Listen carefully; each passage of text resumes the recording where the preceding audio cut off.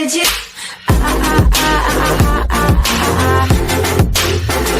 Anything you want.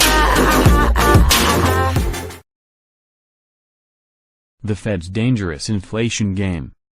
Jim says higher inflation could come much sooner than markets expect, and double-digit inflation can happen very quickly. Here's why. By Jim Rickards of Daily Reckoning. By now you've heard that the U.S. economy expanded at an annualized rate of 3.2% in the first quarter of 2019. That was reported by the Commerce Department last Friday morning. That strong growth coming on top of 4.2% in Q2 2018 and 3.4% in Q3 2018 means that in the past 12 months, the U.S. economy has expanded at about a 3.25% annualized rate. That's a full point higher than the average growth rate since June 2009 when the expansion began, and it's in line with the 3.22% growth rate of the average expansion since 1980. It looks as if the new normal is back to the old normal of 3% or higher trend growth. Or is it? The headline growth rate of 3.2% was certainly good news. But the underlying data was much less encouraging. Most of the growth came from inventory accumulation and government spending, mostly on highway projects. But business won't keep building inventories if final demand isn't there.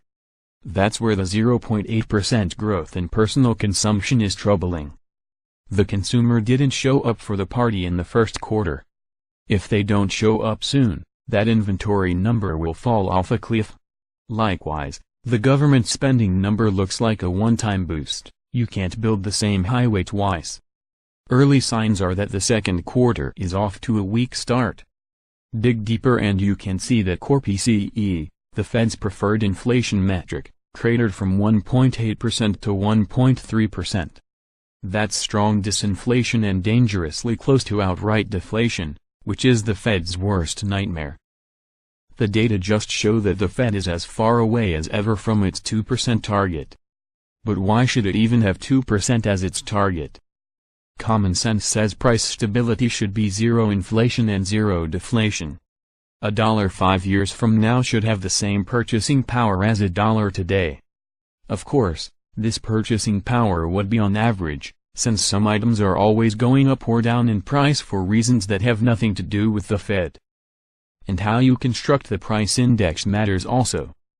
It's an inexact science, but zero inflation seems like the right target. But the Fed target is 2%, not zero. If that sounds low, it's not. Inflation of 2% cuts the purchasing power of a dollar in half in 35 years and in half again in another 35 years. That means in an average lifetime of 70 years, 2% will cause the dollar to 75% of its purchasing power. Just 3% inflation will cut the purchasing power of a dollar by almost 90% in the same average lifetime. So again, why does the Fed target 2% inflation instead of zero? The reason is that if a recession hits, the Fed needs to cut interest rates to get the economy out of the recession. If rates and inflation are already zero, there's nothing to cut and we could be stuck in recession indefinitely. That was the situation from 2008 to 2015. The Fed has gradually been raising rates since then so they can cut them in the next recession. But there's a problem. The Fed can raise rates all they want, but they can't produce inflation. Inflation depends on consumer psychology. We have not had much consumer price inflation, but we have had huge asset price inflation. The inflation is not in consumer prices, it's in asset prices. The printed money has to go somewhere. Instead of chasing goods, investors have been chasing yield. Yale scholar Stephen Roach has pointed out that between 2008 and 2017 the combined balance sheets of the central banks of the US, Japan and the Eurozone expanded by over $8 trillion, while nominal GDP in those same economies expanded just over $2 trillion. What happens when you print over $8 trillion in money and only get $2 trillion of growth? What happened to the extra $6 trillion of printed money? The answer is that it went into assets. Stocks, bonds and real estate have all been pumped up by central bank money printing. The Fed, first under Ben Bernanke and later under Janet Yellen, repeated Alan Greenspan's blunder from 2005 to 06. Greenspan left rates too low for too long and got a monstrous bubble in residential real estate that led the financial world to the brink of total collapse in 2008. Bernanke and Yellen also left rates too low for too long. They should have started rate and balance sheet normalization in 2010 at the early stages of the current expansion when the economy could have borne it. They didn't. Bernanke and Yellen did not get a residential real estate bubble. Instead, they got an everything bubble. In the fullness of time, this will be viewed as the greatest blunder in the history of central banking. The problem with asset prices is that they do not move in a smooth, linear way. Asset prices are prone to bubbles on the upside and panics on the downside.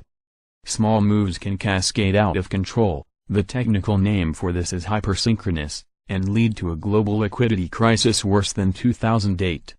If the Fed raises rates without inflation, higher real rates can actually cause the recession and/or market crash the Fed has been preparing to cure. The systemic dangers are clear. The world is moving toward a sovereign debt crisis because of too much debt and not enough growth. Inflation would help diminish the real value of the debt, but central banks have obviously proved impotent at generating inflation. Now central banks face the prospect of recession and more deflation with few policy options to fight it. So the Fed has been considering some radical ideas to get the inflation they desperately need. One idea is to abandon the 2% inflation target and just let inflation go as high as necessary to change expectations and give the Fed some dry powder for the next recession. There are other, more drastic solutions as well. I've discussed how modern monetary theory, MMT, is becoming increasingly popular in democratic circles, even though the Fed has disavowed it. But it can't be ruled out if Democrats win the 2020 election.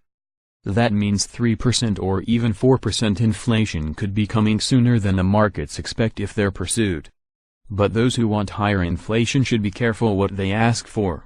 Once inflation expectations develop, they can take on lives of their own.